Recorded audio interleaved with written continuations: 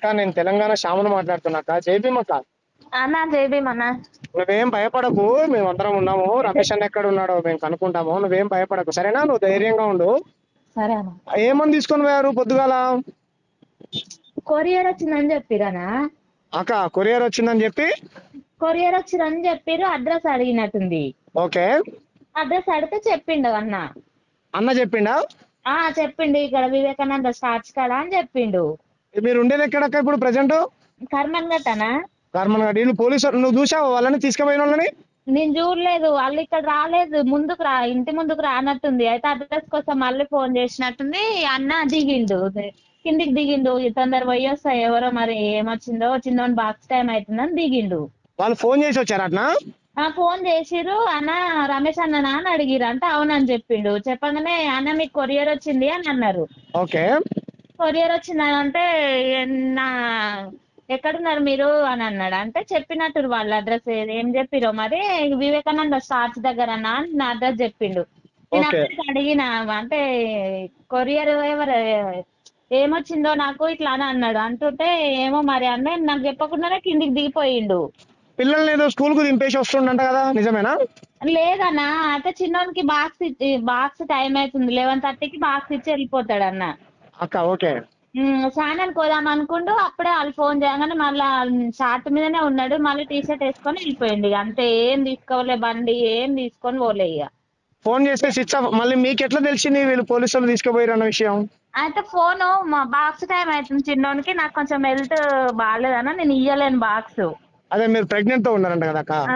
అయితే ఇక ఫోన్ చేసి ఒకసారి బాక్స్ ఇచ్చిరా, వీళ్ళైతే చిన్నోనికి నన్ను ఇట్లా ఎస్కోటి పోలీసు వాళ్ళు తీసుకుపోతున్నారు అంటే ఎందుకు అని అనగానే మార్వాడీలపై పాట పాడినందుకు తీసుకుపోతురు అని అన్నాడు.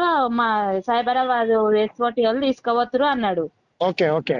అన్న చంపుతాము, పొడుస్తాము అని బెదిరించారు. అట్లా ఏమన్నా బెదిరింపులు చేశారు? అదంతా ఏం చెప్పలేదు అన్న. ఇంకా అదొక్కటే అన్నాడు. అని గణేష్ అన్నాడు. చిన్న పేరు గణేష్. ఓకే ఓకే అక్క. ఓకే.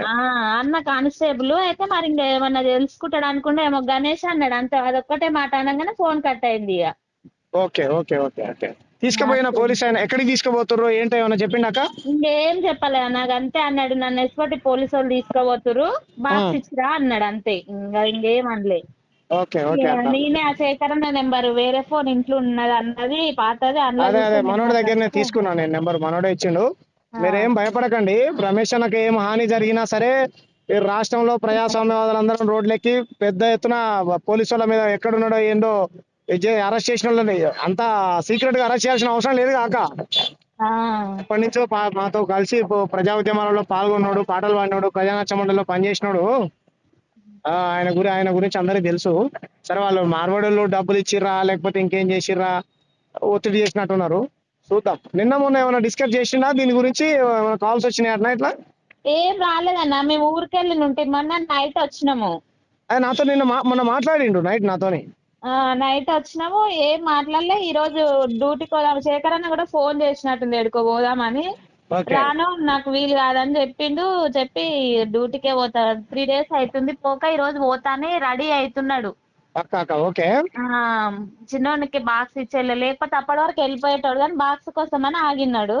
ఇక అప్పుడే కొరియర్ అని ఫోన్ చేసిరు. అప్పటికి అంటేనే ఉండు, నాకేం కొరియర్ వచ్చింది, నాకెవరు పంపిస్తారు, నాకు తెలియకుండా అని. వాళ్ళు కొరియర్ లేదు ఏం లేదు కానీ మేము కొరియర్ అని చెప్పేసి అబద్ధం చెప్పి కిందికి